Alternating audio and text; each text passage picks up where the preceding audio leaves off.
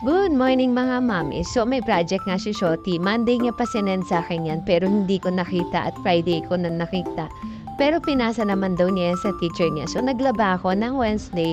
Ang ending Friday na hindi pa rin natutupi. At ako pa rin na magtutupi niyan. So bago ako mag-work, ayan, tupi muna tayo. At kota ko ngayong araw, mga bakla, 10 course, pak. At pagsundo namin kay Kuya, ayan, simpleng kwentuhan, kainan, kasi sumali si Kuya sa contest at pampi-play siya sa mat. O, diba? Iba talaga ang Kuya ko eh.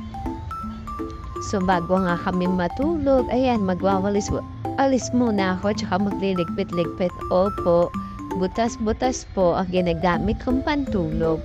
Kasi, tutulog naman ako eh. Bakit kailangan mo pa magbihis ng maganda, diba?